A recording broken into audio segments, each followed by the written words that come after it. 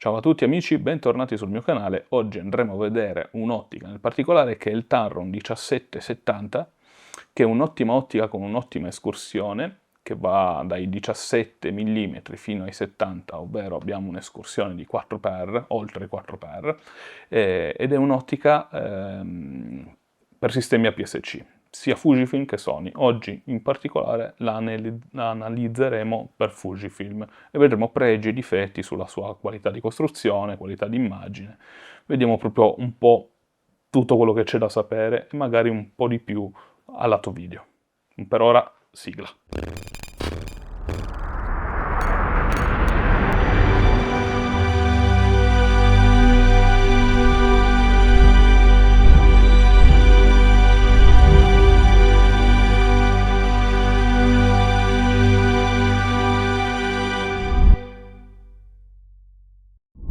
Come già vi avevo anticipato, questa è un'ottica che va da 17 mm fino a 70 mm. È davvero un'ottima escursione per una lente APS-C e la cosa ancora migliore è che magari a differenza di un Fuji 18-55 questa riesce a tenere i 2.8 fissi sia a 17 mm che a 70. Però è ovvio che ci sono tutta una serie di ripercussioni, proprio perché le ottiche zoom comunque hanno, diciamo, nell'arco di tutta la loro escursione, hanno delle preferenze a determinate lunghezze focali. Infatti, proprio in questa lente, man mano che ci allunghiamo da 17 mm fino a 70, ad arrivare a 70, vedremo proprio che l'immagine diventerà sempre più morbida.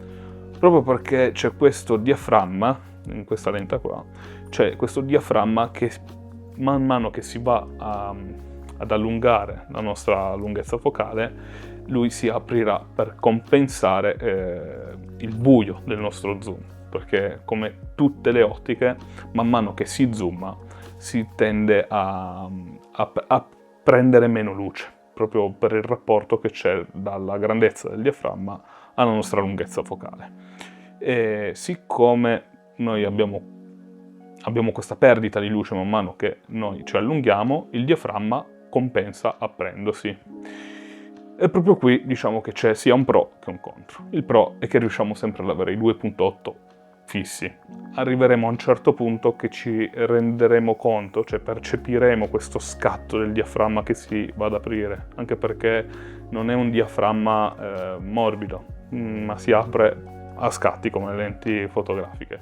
Quindi mi pare che intorno ai 50 mm abbiamo uno scatto, che quello dovrebbe essere il secondo scatto. Abbiamo due scatti di diaframma, uno che è intorno ai 30 mm e l'altro che è intorno ai 50 mm. E questo scatto può dare un po' fastidio. Uno perché non aprendosi morbidamente man mano che noi andiamo ad allungare la focale, abbiamo effettivamente un inscurimento dell'immagine fino a quei 30 mm e poi da 30 fino a 50. Quindi se siamo, che ne so, a 40 mm l'immagine sarà più scura che a 30. Leggermente più scura. L'altro problema che può dare un po' fastidio è proprio lo scatto di questo diaframma. Però diciamo che per fare fotografia è una cosa che ci si può tranquillamente sorvolare. Il bello di questo metodo è che quando siamo ad aperture un po' più sul wide, se siamo a 17 mm, avremo un'immagine davvero molto molto nitida, lo potete verificare. Al contrario, quando siamo a 70 mm, che rispetto ai nostri 17 mm a piena apertura, ad f2.8, a 70 mm è molto più morbida l'immagine. È molto più morbida, ma comunque molto molto buona. Come vi avevo già anticipato prima, questa è una lente che va da 17 a 70 mm, quindi abbiamo un'escursione di 4,1x, che è comunque già abbastanza, è parecchio. Oltretutto su sensori APS-C Sony e Fujifilm con E-mount e X-mount. Inoltre, proprio perché siamo sul sistema APS-C, dobbiamo fare la conversione, sulla conversione su sensori Sony, perché poi alla fine Fujifilm, parliamoci chiaro, monta sensore Sony e quindi bisogna fare la moltiplicazione di 1.5x, differentemente da Canon che 1.6 se non sbaglio. Quindi abbiamo un'escursione che in realtà, se lo andiamo poi a paragonare con sistemi a 35 mm full frame, andrebbe da 24,5 fino a 105 mm. Quindi in realtà abbiamo proprio poi un bello zoom, cioè 105 mm comunque sono già importanti. E possiamo dire che come obiettivo tuttofare questo è proprio quello che più copre il range che può avere un fotografo. Poi, per carità, ci sono magari tanti altri contro che possono dar fastidio, come magari la portabilità, il peso, che magari il peso, essendo un obiettivo da mezzo chilo, può essere anche importante se c'è qualcuno che magari vuole comprarsi, non so, un XT5, un XT3, una vecchia XT2, XT1, che sono molto tascabili. Con questo obiettivo qui diventerebbero molto molto importanti e sicuramente non tascabili. Ovviamente però se si parla di qualità si parla anche di peso, proprio perché i vetri comunque vengono costruiti meglio, hai molta più luce se hai vetri più grandi. Infatti diciamo che questa lente qui, come abbiamo detto, è molto luminosa, ed è molto luminosa proprio perché ha vetri importanti. Un'altra caratteristica dello zoom che potrebbe magari far storcere il naso a chi è videomaker come me è l'escursione da 17 a 70, che è estensibile sull'ottica.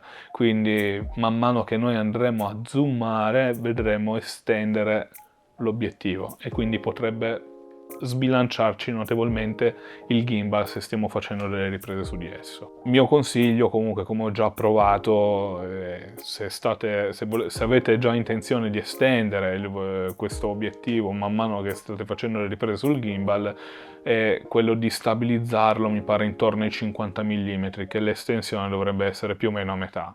Dopodiché se si riprende a 17 mm, un po' non sarà completamente stabilizzato ovviamente il gimbal, ma non dovrebbe influire così tanto. Dipende sempre un po' come lo si stabilizza. A 70 mm stessa cosa, poi a 50 mm sarà perfettamente stabilizzato.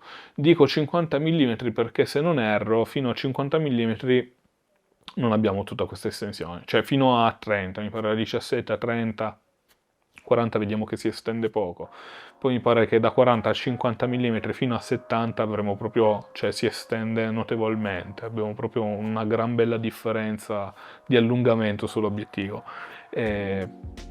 Poi vedete voi, sicuramente ci sono obiettivi con estensione interna migliori, come per dire il 50-140, che sono sicuro che conoscerete bene, che è un'ottica del 2014 bellissima. Abbiamo l'estensione interna della focale e quindi non abbiamo questo allungamento dell'obiettivo che ci può far scalibrare completamente il gimbal, ma comunque l'estensione all'interno c'è e leggermente un po' te lo scalibra lo stesso, se vogliamo essere pignoli. Ovviamente comunque non te lo scalibra del tutto come potrebbe fare quest'ottica. E niente signori, vedete voi se è una cosa che può piacervi o no, piacere, non lo so, magari non vi piace, o magari sì, come look comunque una volta che si estende diventa davvero, davvero importante. Comunque signori, vedete voi, è un'ottica che ha l'estensione, quindi se non vi dà troppo fastidio potete valutarla di acquistarla lo stesso, come ho fatto io poi alla fine.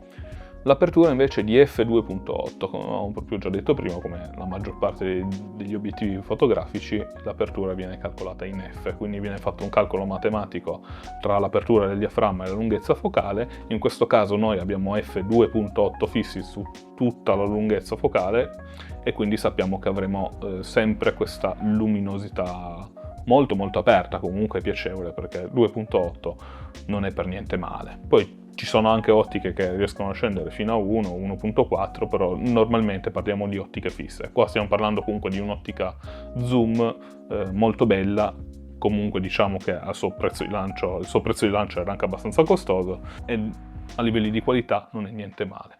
Quindi l'apertura, quello che dobbiamo sapere, come avevamo già detto anche prima, l'apertura è molto molto bella quando siamo un po' più in wide, quindi se siamo a 17 mm, da 17 mm fino a più o meno 30 mm, noi abbiamo una gran bella nitidezza sulla lente, con l'apertura f2.8. Diciamo che poi andando un po' più in su, se si vuole avere la stessa nitidezza, da più o meno a 30 a 50 mm, dovremmo chiudere magari di uno stop, e per avere la stessa nitidezza che avevamo prima.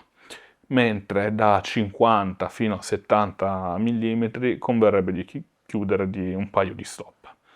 Se si vuole sempre la nitidezza iniziale di f2.8 a 17 mm. Quindi l'apertura massima di questo diaframma è di f2.8 per avere la massima luce a tutte quante le focali, e l'apertura minima invece ce l'abbiamo fino a f22. Io personalmente preferisco non chiuderlo più di f8/f11 al massimo, proprio per evitare di incontrare problemi di diffrazione. Un altro problemino che potremmo avere su questo obiettivo è la vignettatura. È leggermente vignettato, nulla di incorreggibile né a lato foto né a lato video, però comunque se siamo a piena apertura questo problema si può verificare, magari può dare leggermente fastidio, cosa che magari altre ottiche sono un po' più pulite in questo senso, anche perché questo obiettivo secondo me è leggermente legato al suo fattore di distorsione, perché effettivamente abbiamo anche una leggera distorsione. Tutto molto correggibile, poi dipende sempre a che lunghezza focale si lavora. Man mano che mi pare si va verso il centro, quindi verso i 50 mm, 40-50 mm, abbiamo una leggera distorsione prima e dopo. Verso i 50 mm, 40-50 mm, se non ricordo male, dovremmo diciamo essere nella focale ottimale per quanto riguarda la distorsione. Mi pare che dovrebbe essere anche leggermente meno vignettato, ma comunque se vogliamo risolvere questo problema di vignettatura, chiudendo di un paio di stop dovremmo risolvere questo problemino. Ma comunque c'è, voglio dire, come avevo detto già prima, è un problema che è tranquillamente risolvibile in post-produzione. Una volta che siamo lì che ci stiamo elaborando le nostre foto, ci mettiamo un attimino lì, togliamo un po' la vignettatura, la apriamo un po' e vedete che va tutto quanto a posto. Poi, voglio dire, a molti piace anche questo effetto. È un effetto talmente morbido che ai meno esperti probabilmente neanche se ne accorgerebbero. Poi un'altra cosa molto piacevole di questa lente è l'autofocus. L'autofocus ve lo posso dimostrare proprio in questo momento. Se io mi avvicino man mano alla lente, qua così, vedete che mi sta tenendo il fuoco. In questo momento io sto usando una Fujifilm X-H2S con montato questo Tamron 1770, proprio la lente di cui vi sto parlando, e vedete che mi allontano e mi avvicino, oltretutto con una luce artificiale potete vedere con i vostri occhi come va. Poi stiamo comunque parlando di sistema Fuji. Io non ho aggiornato il firmware quando ci sono state tutte quelle problematiche, proprio perché mi piace aspettare prima di provare i nuovi firmware, proprio per vedere che non ci siano problematiche. Per fortuna che l'ho fatto, quindi sono rimasto a un firmware dove l'autofocus era abbastanza decente. Comunque sia, stiamo parlando di autofocus Fujifilm, che sicuramente non è l'autofocus che magari si può avere su una Sony, ma comunque devo dire che ha fatto gran bei passi da gigante Fujifilm per quanto riguarda l'autofocus, e con questa lente vi devo dire, cioè, a me non ha mai causato grossi problemi per quanto riguarda l'autofocus, anzi, devo dire che si è comportata sempre egregiamente e la utilizzo anche molto spesso in situazioni dove proprio non si può utilizzare il fuoco manuale. Io personalmente sono un videomaker, quindi l'autofocus diciamo che a volte mi può creare spesso dei problemi. E qui devo dire che con questa lente qua tante volte in realtà mi ha un po' salvato usare l'autofocus. In situazioni comunque molto luminose, sulle situazioni scure ma può perdere, ma penso un po' come tutte le lenti su sistema Fuji. Una cosa molto importante che voglio dirvi sul lato fuoco, che sia manuale o che sia automatico, c'è un grosso problema su questa lente qua. In realtà il problema c'è su tutte le lenti Fujifilm, però su Tamron è tanto tanto marcato questo problema, che quando si zooma perde completamente il fuoco, cioè proprio impazzisce.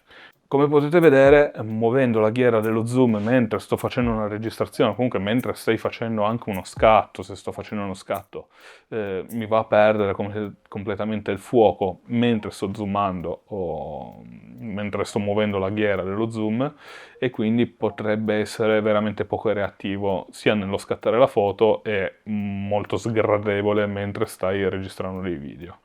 Questa lente purtroppo non è parafocale, ci sta, nel senso poi alla fine non stiamo parlando di lenti con un prezzo esorbitante, anzi in realtà oggi come oggi, essendo una lente che è uscita già da un po' di tempo, la si trova anche a un prezzo davvero decente.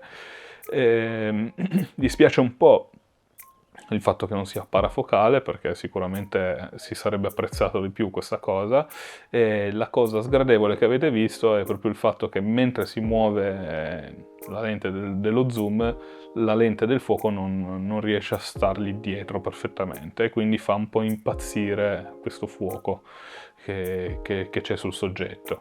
E niente. Questo è un problema che dovete tener conto. Se non avete ancora acquistato questa lente, tenetene conto, perché se vi dà fastidio, purtroppo ve la dovete tenere così. Non c'è un aggiornamento che vi permette di correggere questa cosa, almeno non fino ad ora. Per il resto devo dire che, vabbè, se si mette in manuale e si fa poi una zoomata sull'oggetto da mettere a fuoco, sappiate che ogni volta che muovete lo zoom dovrete rimettere a fuoco l'oggetto. Un altro fattore del quale bisogna tenere conto di questo obiettivo è la distanza minima di messa a fuoco, che è davvero davvero corta. A 17 mm, pensate, abbiamo solo 19 cm di distanza di messa a fuoco, che è davvero davvero molto vicina, è quasi un macro, cioè potremmo dire che è quasi un macro. Va ad allungarsi un pochino questa distanza quando andiamo a zoomare fino a 70 mm. A 70 mm infatti ce l'abbiamo di 39 cm. Si allunga di un pochino, ma in realtà non è neanche esagerato. Se tenete conto che comunque siete a 70 mm, che paragonato a un full frame comunque siamo a 105 mm, poi effettivamente 39 cm di distanza sono veramente veramente pochi. Si possono arrivare a fare delle fotografie davvero molto molto vicino all'oggetto o soggetto che stiamo fotografando, e si possono prendere parecchi dettagli che possono, come dicevo prima, fare riferimento quasi a una macro. Questo obiettivo, come il 1655 della Fuji, però contro al 1650 della Sigma, ha la stabilizzazione di immagine meccanica interna, quello che viene riconosciuto come OIS dal sistema Fuji.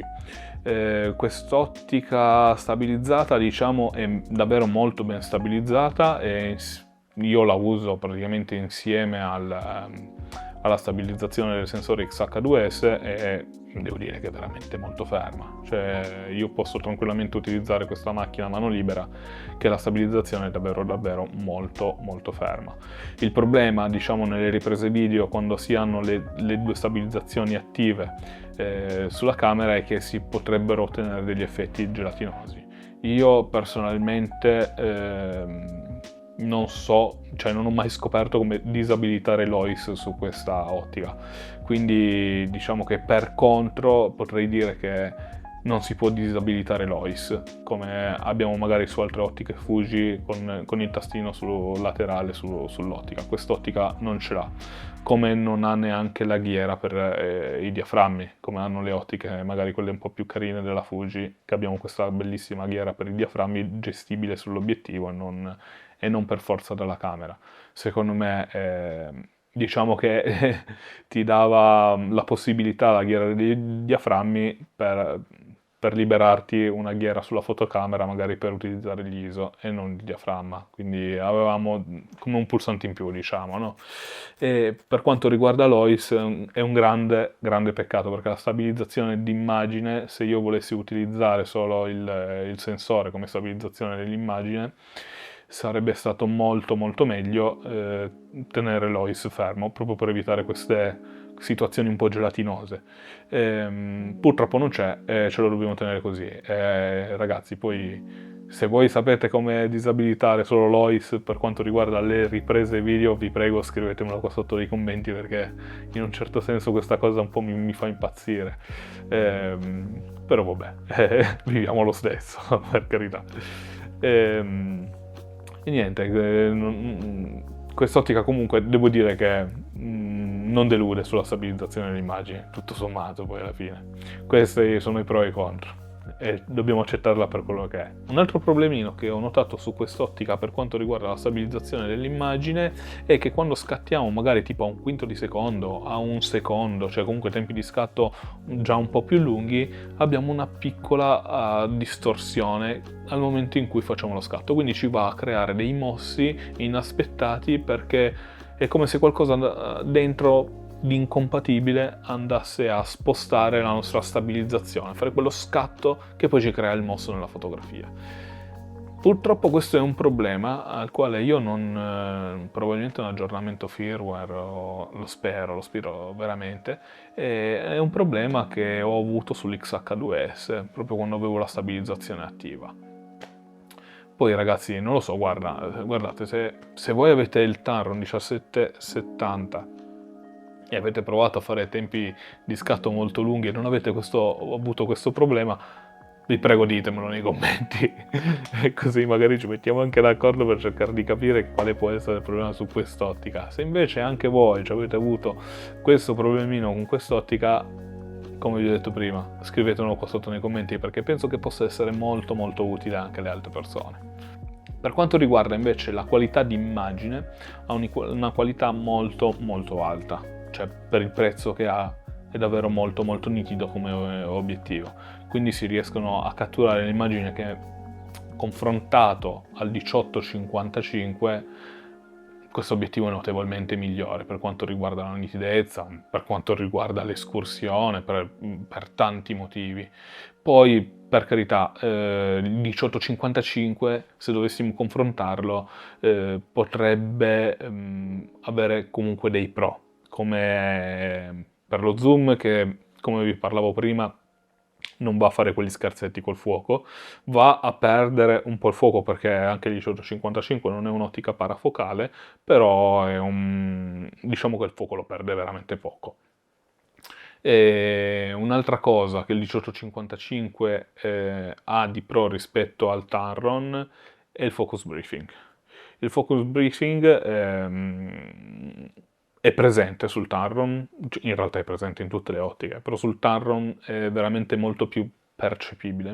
Come potete vedere in queste immagini, se notate, se guardate i lati, quando si va a spostare il fuoco da un oggetto all'altro, se vedete c'è un leggero stacco di zoom da un fuoco all'altro, e quindi sì, si percepisce un po' il focus briefing e soprattutto si percepisce leggermente magari quello che può essere la distorsione della lente. La lente, questa lente qui, le variazioni cromatiche di questa lente qui non sono importanti, sono abbastanza piacevoli, però comunque sono presenti. Per migliorare tutta questa aberrazione, cioè comunque per migliorare la qualità in generale per quanto riguarda anche la nitidezza, basta chiudere un pochino il diaframma, così si riesce a ottenere proprio la qualità in più in generale. Ora vediamo la qualità costruttiva, che effettivamente magari rispetto ad altre ottiche Fujifilm qui magari potremmo trovare qualcosa di un po' meno apprezzabile, proprio perché stiamo parlando comunque di un barilotto che non è costruito interamente in ferro, ma è un po' plasticoso al tatto, ma vi dirò che comunque nonostante tutto è comunque costruito molto molto bene, cioè a tenere in mano questo obiettivo non ti dà la sensazione di essere un pessimo obiettivo che si spacca, anzi sembra molto solido e comunque ha anche un peso abbastanza importante che supera i 500 grammi, quindi così al tatto tenerla in mano non sembra davvero niente male. Stiamo comunque parlando di un'ottica che ha un diametro che supera i 70 mm, mi pare che arriva intorno ai 74 mm ed è lunga 119 mm. È un'ottica davvero importante, quindi se stai cercando un qualcosa di più compatto, sicuramente io mi andrei a parare più comprando magari un Sigma 1650 che è davvero piccolo piccolo e molto nitido soprattutto, a differenza magari di un 1855 che è costruito interamente in metallo, un bellissimo obiettivo, niente da dire, poco nitido. Un'altra cosa molto utile che potrete trovare su quest'ottica è la tropicalizzazione. Come penso, se non tutte, la maggior parte delle ottiche Fujifilm, ma che per esempio non possiamo trovare sul Sigma 1650. Mi pare, poi correggetemi se sbaglio. Il costo di questa lente mi pare di 600 euro più o meno su Amazon, poi si può trovare anche qualcosina meno, qualcosina di più, mi pare che il prezzo di lancio era sui 1000 euro, non so se per 1000 euro l'avrei comprata, ma per 600 euro secondo me il rapporto qualità-prezzo è davvero davvero notevole, anzi, cioè, tornassi indietro a quel prezzo la ricomprerei subito, proprio perché ha una qualità di immagine che è davvero notevole, comunque, nonostante tutti i suoi difetti, e a livello professionale è una lente che si può tranquillamente utilizzare, è davvero molto molto piacevole. È un po' ingombrante, pesante, però voglio dire, cioè, se sei un videomaker come me, l'ingombro, per carità, non è una cosa che non è una cosa sul quale puoi sorvolare, anche perché poi alla fine, parliamoci chiaro, se vuoi la qualità ci deve essere anche il peso e l'ingombro, perché alla fine i vetri quelli sono, se vuoi luminosità e una lunghezza focale così ampia, bisogna scendere a compromessi. Quindi ragazzi, se c'è qualcosa che volete approfondire che non ho detto, mi raccomando scrivetemelo qua sotto nei commenti, io sarò pronto a rispondere, anzi non vedo l'ora di farlo, e se ho detto magari qualche fesseria, avete qualche perplessità, scrivete sempre comunque qua sotto nei commenti che non vedo l'ora di confrontarmi con voi. Con questo è tutto, io concluderei, mi raccomando non dimenticate di iscrivervi al canale se non vi siete già iscritti, che mi farebbe molto molto piacere, e niente. Io vi do un caloroso abbraccio e vi saluto. Statemi bene.